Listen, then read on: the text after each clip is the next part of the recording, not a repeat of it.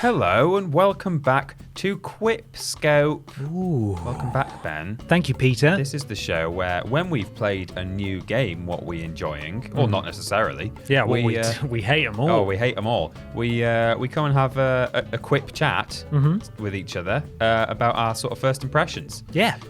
We have, at time of recording, just finished our stream where we played World War Z or Z. World Wars. World Wars. Yeah. What did you think? I'll tell you, Peter. Yeah. I had a lot of fun. Yeah, me too. I'm not going to lie. Yeah. I think a lot of people will honestly look at this and go, that's kind of Left 4 Dead, isn't it?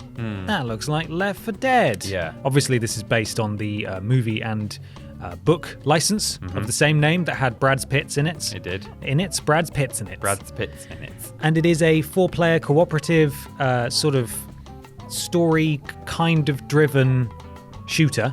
Objective-heavy story in that, there is a story, but just to facilitate you, it's largely guarding point A, getting on trains, protecting trains. Yeah. You have different classes and stuff like that, and there are 4 different scenarios or 4 different places around the world that you go, and within each of those there are 3 fairly lengthy chapters. So it took us about an hour and a half to get through the first location, which was New York, and that's maybe about 30-35 minutes per chapter or thereabouts if you're going through it for the first time and sort of bumbling a bit. Yeah, I thought it was a lot of fun. Yeah, I enjoyed it. We got matched up with 2 randoms, and all the sort of familiar mechanics are in there with healing and picking up weapons and limited slots and things like that. Exactly. Yeah. But they've sort of paired it with an actual progression system that makes you want to come back. I didn't play a great deal of Left 4 Dead at all. It was never on any systems that I owned. Right. But I did play it at a friend's house. Have you played a bit more? Played a little bit of Left 4 Dead 1 and 2. And I definitely, even on the stream as we were playing, I said in almost a scathing or cynical tone, oh, this is just a bit Left 4 Dead, isn't it? It's a bit Left 4 Dead. And I stand by that in that I thought a lot of it felt incredibly Left 4 Dead-y in that there's, lots of sort of basic grunt zombies, if you like, and then there's a series of specials that have certain abilities. You can sort of see outlines of characters and objectives through walls. There's 4 of you against the zombies who are quite sort of not caricaturish, but they have very defined sort of character personalities. Yeah. So in all those respects, it felt very Left 4 Dead. But as I played, I thought, well, yeah, I like Left 4 Dead, and I'm enjoying this. And you mentioned the progression system as well, and the class system. That's definitely not Left 4 Dead. Left 4 Dead, the only difference, as far as I remember, between the characters is it's purely aesthetic and their voices. There's no difference in how they can handle weapons, and there's no progression system to build that up either between from one match to another. Whereas with this, you were sort of unlocking different versions of the same gun. So I think when you pick up, towards the end of the stream, I upgraded my silenced pistol to, I think it was kind of like a Magnum or something like that, or like a Desert Eagle, I should say. Right. So anytime I pick up a handgun, like a pistol, if I've selected the silenced pistol in the lobby, that's what I'm carrying. But if I change it to the Desert Eagle style, then when I pick up the same weapon in the same location, that's what it is. So it's like it's kind of like a custom loadout, but you still have to find the weapon in the world, right? Which is quite an interesting thing. But yeah, I enjoyed the class system as well. I played like a what was it called? It was like a slasher or something? Yeah, I was going to say slicer, but it was slasher. And so I spent a lot of the time just walking in with the machete that you have in your melee kind of offhand. And the chainsaw I thought was super fun. So yeah, I think although it is clearly very heavily inspired by Left 4 Dead, there are definitely a few things that set it apart. Yeah, absolutely. I played I think the Exterminator class or something like that, or I'm not sure. It was something like that. I think anyway. it was exterminator, yeah. Which meant that my special skill or weapon was a Molotov. Right. So I'd have Molotovs. You had a stun gun, like I think. A stun gun, it was like a taser. Which worked really well on the sort of tank enemies whenever they would appear, because it just stopped them in their tracks. Because much like Left 4 Dead, if you get caught by one of the special zombies, they'll pin you to the ground and you need someone to come and help you. Yeah. But they have added a lot of the good things that have come along in shooters since Left 4 Dead came out. Like the progressions made in Call of Duty with their progression system. So if you like a particular gun and you use it a lot, you'll level up that gun. You'll be able to buy more upgrades. Whenever you go up a level, you get this sort of in-game currency that you can then spend on new perks and skills for your character in different classes. So you can play as any character, but it's the class that really sets you apart. So it doesn't matter which character you choose. No. There are obviously 4 different characters, but they're different for each location in the world. In the episodes. So, but you're actually able to level stuff up. So I was able to make my Molotovs last 50% longer than previously. And just as you go, it encourages you to keep playing. Yeah. And as you said, with the weapons, like if you find a weapon that you really like, but you can't equip it to start off the game with, you can still buy upgrades for it, so that when you find it in the game, it's your weapon. It's your version of that weapon. Yeah. So it inspires a great deal of replayability beyond, this is really fun. And it was fun. Yeah. Like, I enjoyed it. I'd love to play it with three of my friends. Obviously, we played it together, but we had 2 strangers in there. I will say that when one person dropped out and we got some AI in, they were not good. No, they weren't, actually. They weren't responsive or intelligent or anything they were at sort all. of walking on the spot. They were trying to like walk, but there was just a body on the floor. But for some reason, they were colliding with it. I don't even see how that has to do with it being an AI versus a human character. Because surely it shouldn't affect like the physics or the collisions or anything. But and they were wandering off sometimes and falling down a lot more, I think, than we were. But the big selling point, though, is the amount of zombies that they've got on screen. Yeah. So they've got this special, I think they were talking about it, or at least talking it up in the pre-release material about the number of zombies they can have on screen. So the zombies go down pretty easy, apart from the special zombies. But that allows them to introduce a mechanic that was heavily advertised and used in the film, where they sort of build these structures out of these zombies that have no regard for their own well-being. Yeah. So there were several points where it was literally raining zombies from the top of, we were inside a shopping center, for example, and they were just pouring through the roof at the top and just falling all the way down to the floor at the bottom. They form these little towers to climb up to you and get you, and you can shoot them, and they just all fall away really satisfyingly. So and it does that quite a lot as well. Yeah. So you would think that if that's their like one big trick, that they should save it. But actually, by using it quite frequently, it not only keeps things interesting, because they've used it in a variety of different ways in the couple of hours that we played together. But it's also always makes things more interesting whenever it happens. And it's enjoyable to deal with, because you get that sense of, they're coming. So it's often used at kind of pivotal moments of the game, particularly at the end. I think every chapter that we played ended with several towers of zombies climbing over fences and stuff. Right. So not only does it just generally kind of up the intensity, but it's also quite satisfying to, I don't know, there's something about having loads and loads and loads of targets to shoot at, and you can just fire into the mass and you're going to hit some stuff. Yeah. There was also elements of, I wouldn't necessarily say tower defense, but you could build defenses.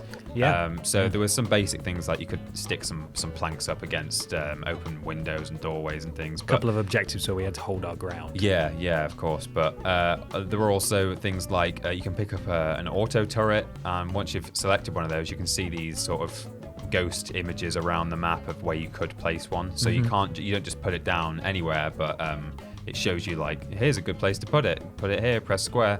And also there were things like you're able to like electrify certain fences and like areas on the floor. And I think that's why I make the tower defense comparison, in that like it allows you to build choke points, which is quite fun to watch. So you see like a whole mass of zombies heading your way, but then because they're heading through this like one area where the floor is electrified, they're all just like stopping there. And even if they're not dying, you're able to just get them all in one area and use like a Molotov or whatever. So that was a lot of fun. Something you don't see generally in zombie games. No, not really. And it all serves, I think, to really drive replayability, which I think is always a concern, because I remember when Left 4 Dead 2 came out and people were saying Left 4 Dead 1 only came out like a little while ago. Yeah. This seems a bit soon, but still people loved it and played it. And it turns out that actually, more Left 4 Dead wasn't a bad thing. Yeah. And this isn't Left 4 Dead, but it's very similar. Yeah. But they've made, and it, the reviews are saying that it's not quite as good, and I think that's a fair thing to say, because there were some weird issues that we encountered. It looked a bit wonky at times, and some things were happening a bit strangely. But it still definitely does the job. Yeah. And they've added enough stuff to make it unique and to, as I said, really drive that replayability. Like you finished a section or finished a chapter, and it'll show like various, maybe 10 different scoreboards of everyone who you were playing with, and who got the most headshots, who got the most kills, who got the most special zombie kills, all that kind of stuff. So you always feel like if you maybe didn't kill the most zombies, you may have got the most explosive kills. And it gives you the currency, and it shows all the your character or your class level progression, and then your individual weapon level progression. So it's really all sort of that dopamine releasing, sort of like, oh, this is cool, like I'm not going to spend my money because I don't need that perk yet, and I kind of want to get the next perk when I unlock that at level 6 or whatever. And I kind of get the impression as well that it is one of those games where you kind of do want to, we were going in, and that was obviously our first time playing. We didn't know the maps. We didn't, a lot of the mechanics we didn't even know initially. And you're just sort of hoping to get to the end, basically, alive, and without looking like too much of an idiot wasting too much ammo or whatever. But it does feel like the kind of game where if you get really into it, and if you have a group of 4 mates who all want to, really like learn how to perfect these levels. Once you know like where everything is, I can place a turret here. Oh, there's no good putting one there because that's not like the best choke point. Like putting all these things together, you could like properly like orchestrate or like choreograph, a really good like run basically. And I don't know, I didn't see like a particular kind of scoring system as such for like the entire run at the end, but I kind of feel like that's something that they could implement, is that if you across the performance of the entire team work out how many kills there were, what the accuracy was overall of everybody, and the time taken to complete the level, then that could be like a competitive thing that people could get really into potentially. I was keeping an eye on the amount of XP we were both getting, because we both started at level 0 or level 1 at the same time, having played it not at all.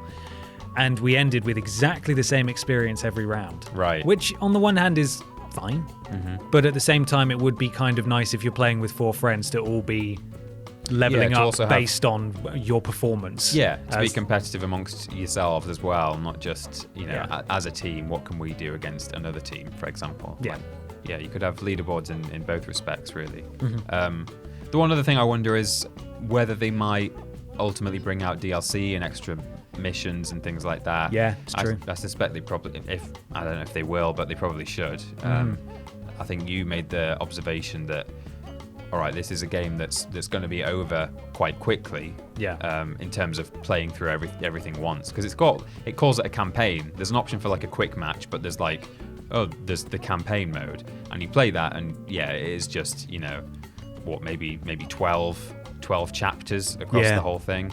And that's fine, and like we say, it's fun and we enjoyed it, but equally I kind of feel like there probably should be more. Whether they would then charge for like extra stuff is a whole other fish. That's the thing. People might feel a bit hard done by if they've just bought it, and they're like, oh, everyone's finished it. Okay. I suppose that's why they've added in the levels and the progression and the stuff that makes you want to come back and keep playing it and so on. But yeah, I think they probably should add some extra stuff in, but it's a matter of when and for how much. Yeah.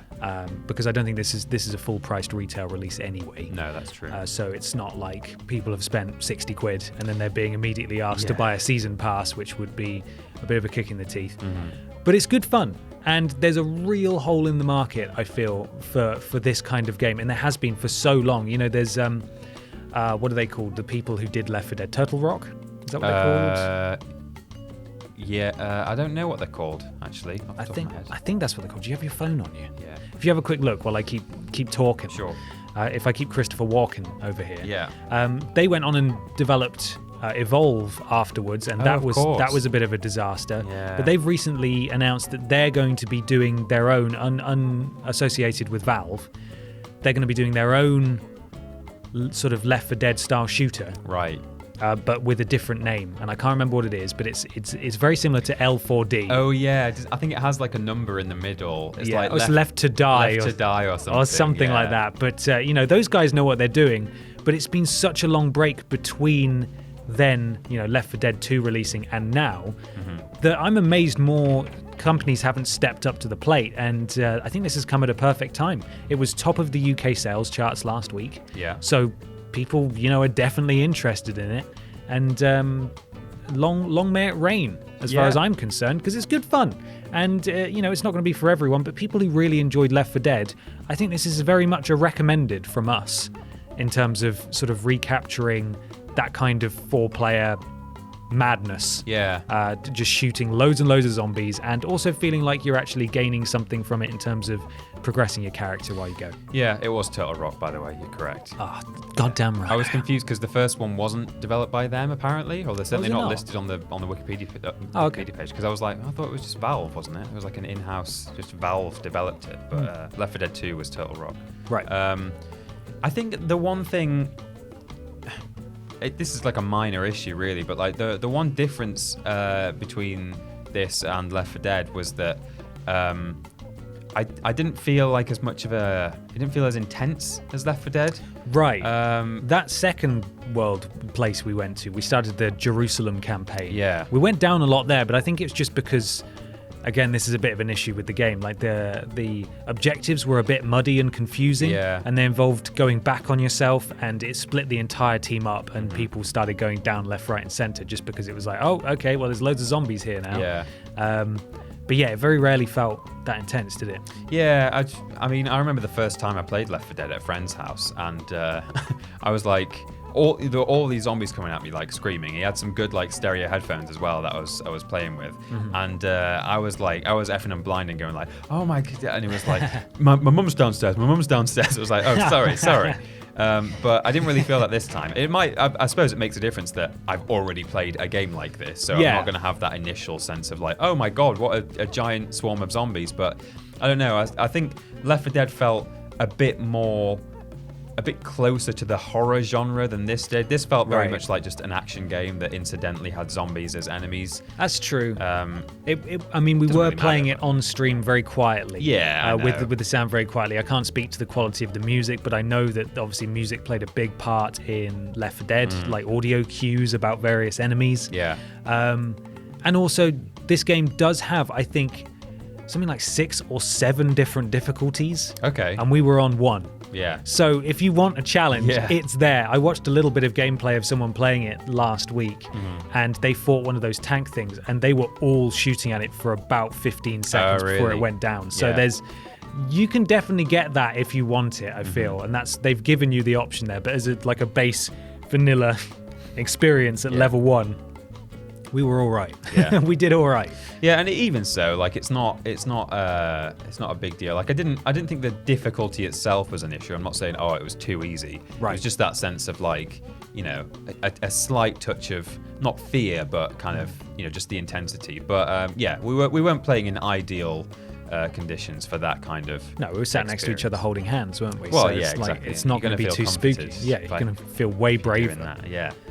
I think other than, you know, a few sort of ragdolly, you know, heads going through floors and flipping. I mean, that's always fun. I kind of don't mind that happened, but you know, objectively, I could and should say, sometimes there were some issues with the bodies, but when you've got that many bodies on screen, I guess you're going to have that.